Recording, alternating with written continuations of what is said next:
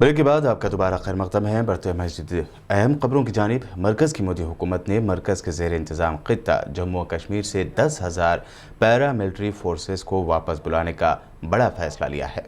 साथ ही इसके अहकामात भी दे दिए गए हैं। होम मिनिस्ट्री के ज़रिए यूनियन टेरिटरी में सेंट्रल आर्म्ड पुलिस फोर्सेस की तैनाती का जायज़ा लेने के बाद ये फैसला लिया गया।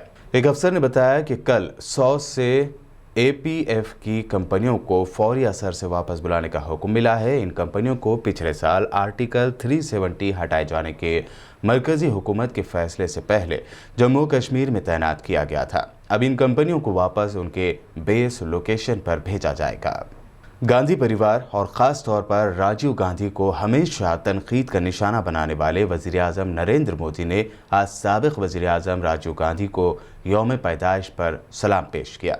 साबिक़ वज़ीर-ए-आज़म आंजहानी राजीव गांधी का आज 75वां यौम पैदाइश है। PM मोदी ने कहा, साबिक़ वज़ीर-ए-आज़म मिस्टर राजीव गांधी को उनकी यौम पैदाइश पर गुलहाए अक़ीदत। आंजहानी राजीव गांधी मुल्क के छठे और सबसे कम उम्र 40 बरस की उम्र में वज़ीर-ए-आज़म बने थे। उन्होंने 1984 से 1989 तक वज़ीर-ए-आज़म के तौर पर काम किया।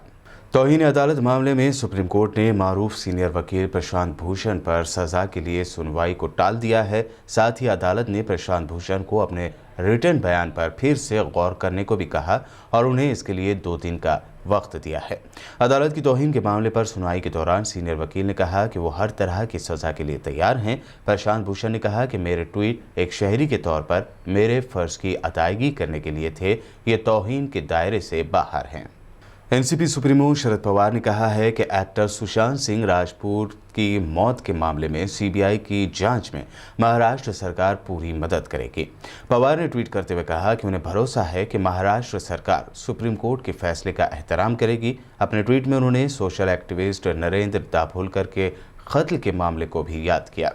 पवार ने अपने ट्वीट में लिखा कि वो उम्मीद करते हैं कि एक्टर की मौत के मामले की जांच नरेंद्र दाभोलकर कत्ल मामले की तरह नहीं की जाएगी, जो अभी तक पूरी नहीं हुई है। भारत में कोरोना मरीजों की तादाद 28 लाख से ज़्यादा हो गई है। कोरोना की चपेट में अब एक और मंत्री आ गए हैं।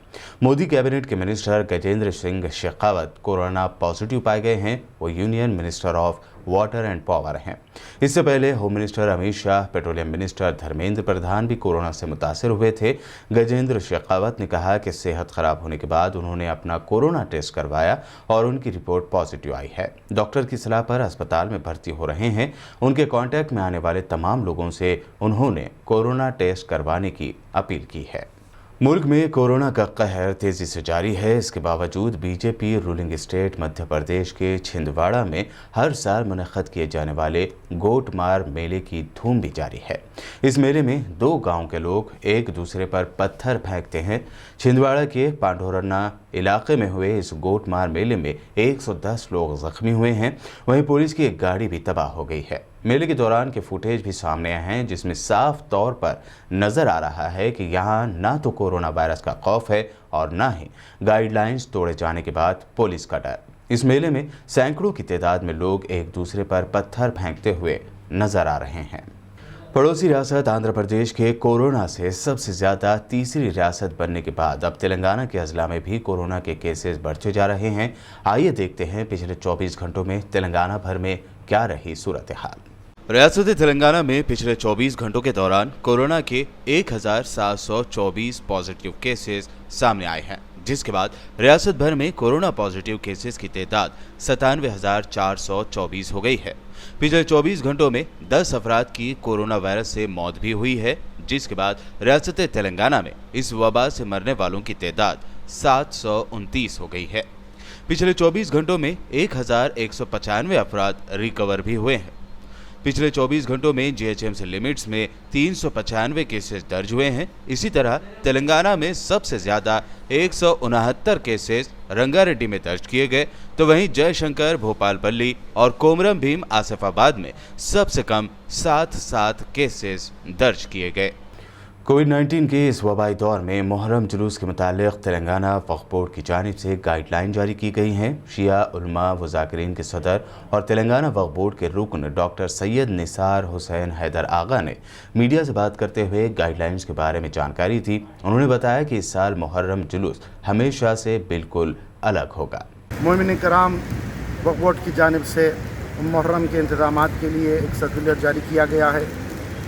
जिस तरह से बकरीद के मौके पर भी एक सर्कुलर जारी किया गया था, इस तरह माह मुहर्रम के सिलसिले में भी। और अब आखिर में हेडलाइंस पर एक और नजर। ब्लैक सी में तुर्की के हाथ लगा नेचुरल गैस का खजाना। तुर्क सदर अर्दोगान ने कहा, बदल जाएगी तुर्की की पूरी तस्वीर।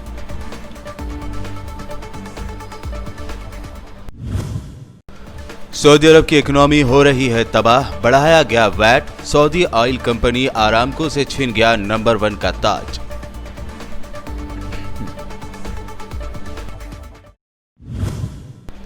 इसराइल का मुत्तहदा अरब अमारात के शहरियों के लिए बड़ा ऐलान। इसराइल आने वाले यूएई सिटीजन्स के पासपोर्ट्स पर नहीं लगेगा स्टाम्प।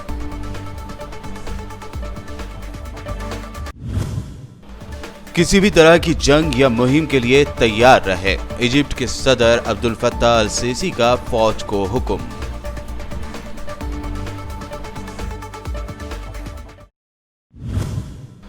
गांधी परिवार और राजीव गांधी पर हमेशा तनकीद करने वाले पीएम मोदी ने राजीव गांधी को उनकी यौम पैदाइश पर किया सलाम, पेश किया खिराज।